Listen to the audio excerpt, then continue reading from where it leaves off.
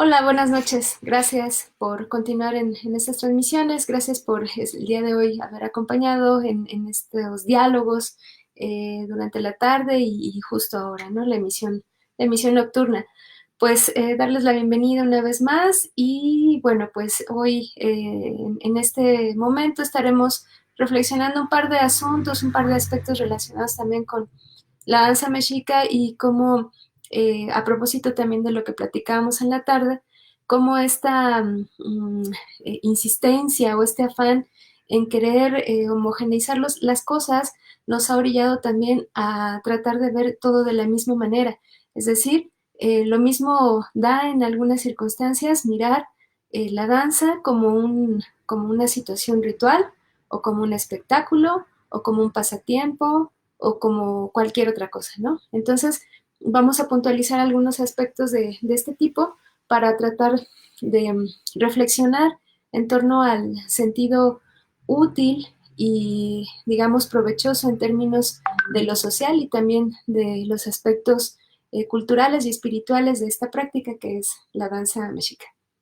Bueno, pues hace un momento platicábamos precisamente que se trata de entender la danza como una constitución de cierto espacio para que el ser humano encuentre su lugar en ese espacio, ¿no? De pronto podría parecer que en la danza el elemento central es el humano y en algún momento dijimos, de pronto en la danza todo se estructura de una manera homocéntrica, como si el ser humano fuera el centro del cosmos y entonces en torno a él se articulara toda la creación. Pero en realidad se trata justo de una condición distinta. La danza es una dimensión, digamos, subjetiva. ¿Qué significa esto? Es una dimensión en la que hay una cuestión subyacente, algo que está por debajo, que hace precisamente que el ser humano pueda habitar este mundo. Todo lo que hemos ido relatando poco a poco, todo lo que hemos ido reflexionando en torno a cómo se constituye el cosmos, a cómo se ordenan los espacios horizontales, verticales, a cómo la creación se desdobla en diferentes condiciones, en diferentes acepciones, pues genera precisamente un sustrato, genera precisamente un escenario al cual el individuo llega, el ser humano llega, y entonces tiene que encontrar, tiene que hallar su lugar, ¿no?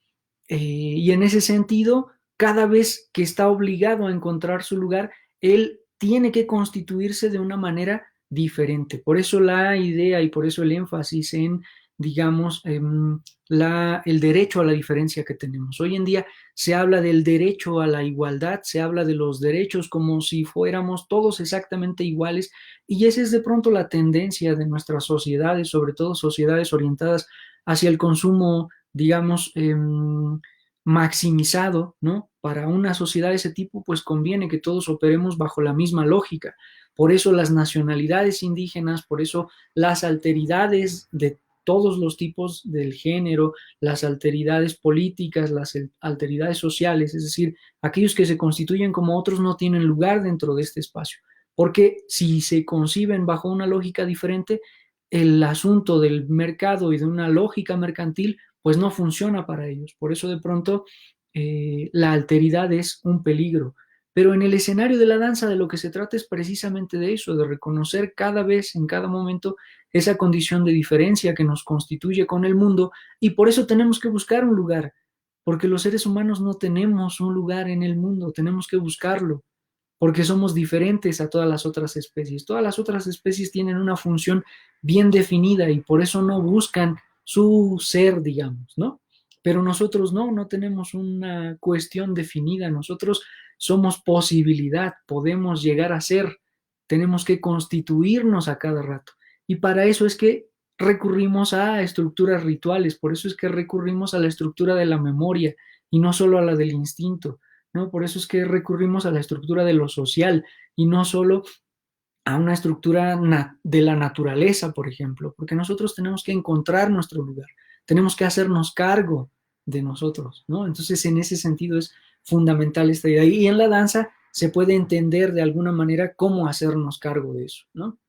Cuando hemos platicado en recientes pláticas con ustedes, cuando hemos planteado esta idea, nos hemos referido a que todo lo que realizamos dentro del círculo de danza se sostiene con una base, con un fundamento que implica la condición, la unión de estos puntos cardinales, que implica la existencia de entidades energéticas y con estas entidades su sustancia y que nos relaciona con el mito de su creación y con una parte histórica que también se convierte en mito o el mito se convierte en historia, como quiera que sea este juego.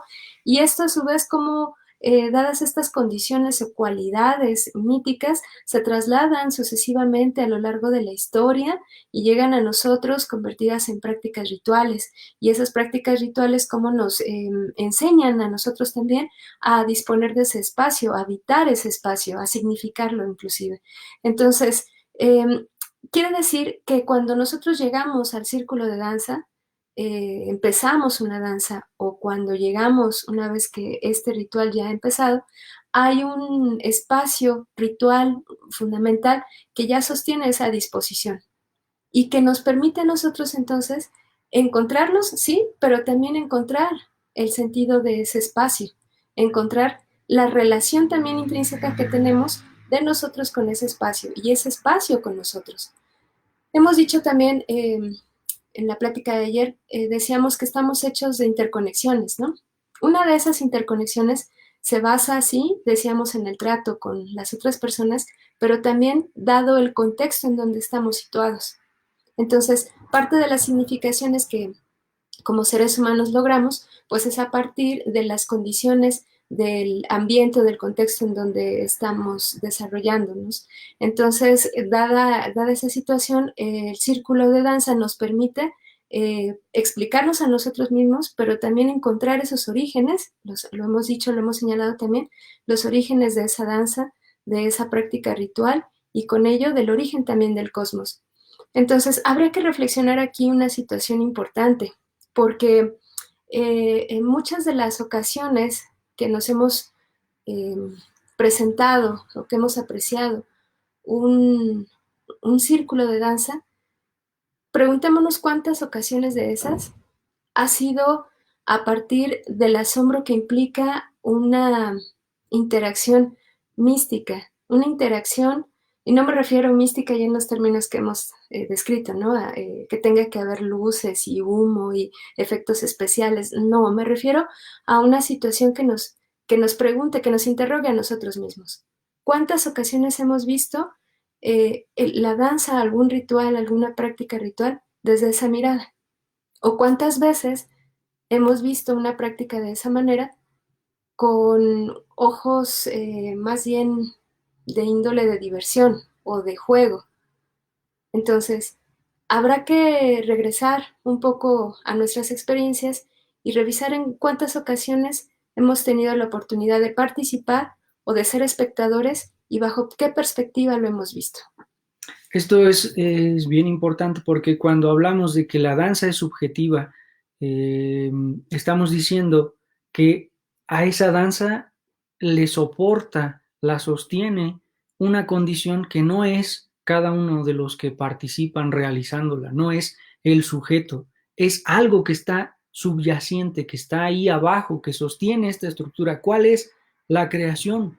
Lo divino, el misterio o lo místico de la creación del mundo. Dijimos que la danza es una recreación de cómo el mundo vino a ser lo que es, ¿no? Y entonces cuando el mundo viene a ser lo que es, aparece el ser humano. Pero entonces el centro de atención de la danza no está dirigido al ser humano, ni como diversión, ni como espectáculo, ni como arte.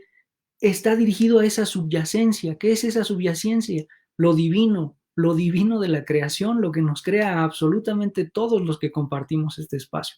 Ahí es donde tiene sentido esta pregunta. La danza, cuando la asumimos como diversión, como espectáculo, como un mostrarse en términos del show business, pues entonces está dejando de lado esa subyacencia que la sostiene.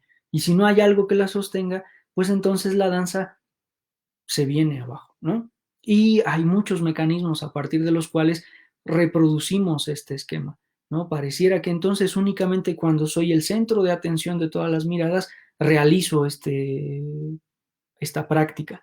Pareciera entonces que solo cuando hay un público al cual mostrarse es que realizo esta práctica. Pero la práctica no va dirigida al público, no en esos términos. va dirigida al público en términos de que lo mismo que subyace a esta danza, es decir, la creación, es esa subyacencia que está en la que está parada también el público. Es decir, la creación nos ha creado a todos, danzantes, público, participantes, animales, naturaleza. Es a esa subyacencia a la que está dirigida la danza. Entonces, en ese sentido, sí está dirigida a todos nosotros, pero no como una forma de mostrarnos, no como una forma de revelar nuestra destreza física, etcétera. ¿Sí me explico? Esa es la diferencia entre la danza ritual y la danza folclórica, digamos. Entonces, bajo esta idea, pues sería interesante observar cómo se juegan estos mecanismos de diversión o de espectáculo, ¿no? Que hemos también llamado. Y justamente preguntarnos entonces cómo es que participamos nosotros de los distintos rituales en los que formamos parte. Preguntas serias que cada uno de nosotros pues tendríamos que comenzar a reflexionar y a resolver. Y pues un aspecto fundamental que me parece que nos da la guía a todos o que nos puede facilitar pues este proceso de reflexión es preguntarnos el por qué y el para qué realizamos o participamos en alguna práctica ritual. ¿Por qué? ¿Para qué? Es un asunto de mostrarnos, de expresar solamente algo, o tiene que ver con un asunto de agradecimiento y de reconocimiento por la vida misma, por la esencia que nos mantiene con vida. Entonces, se trata justo de eso, no es que la danza no sea divertida y que no haya un elemento de diversión. Claro que cuando nosotros realizamos esta práctica en términos del agradecimiento, de la honra, del entendimiento y la articulación con esa subyacencia, no solo es divertido, es una guía fundante de la existencia. Pero eso no quiere decir que se ofrezca como una condición de divertimiento en términos de la diversión del entretenimiento, de la industria del entretenimiento, quiero decir, ¿no? Entonces, con esta idea queremos irnos el día de hoy de esta transmisión y invitándolos a que el día de mañana pues podamos ampliar un poquito más esta idea de la diversión, porque tampoco es una condena esto que estamos diciendo a la diversión. No, no te diviertas, no tiene que ver con eso. Mañana andamos un poquito más en esta idea de el buen entretenimiento, la diversión, lo lúdico, y también queremos mañana compartir alguna reflexión en torno al atuendo de danza. Claro, y pues bueno, en un punto fundamental que tenemos ahí para ligar esta plática con lo que estaremos dialogando el día de mañana, pues sería una palabra importante, ¿no? Que la dejamos pues de tarea y va ligada con una segunda, ¿no? La primera es motivación y la segunda es gozo. Entonces, esto no está peleado justamente con lo que acaba de decir Edwin, ¿no? Es decir, no tenemos que estar en una práctica ritual o en una danza con cara de, pues no sé, ¿no? Como con una máscara casi casi y totalmente serios para creérnosla que lo estamos haciendo de verdad o en serio. No nos referimos a eso, sino más bien a un fundamento que ya explicamos está justamente en el subsuelo, en lo que brota, pues, ahí en el círculo de danza, en estas prácticas. Entonces, pues mañana nos vemos para platicar acerca de estas dos palabras, la motivación y el gozo. Muchas gracias por su atención y bueno, pues aquí nos vemos. Entonces, nada más rápido comercial. Humor tiene que ver con esa cosa que emana de los cuerpos, ¿no? Los humores. El humor, esta idea de la diversión, tiene que ver con eso. Entonces tiene que ver con el hijillo del que ya hemos hablado antes. Mañana nos escuchamos, nos vemos. Muchas gracias. Tengan una buena noche, unos buenos sueños y nos vemos mañana. Muchas gracias. Gracias, que descansen.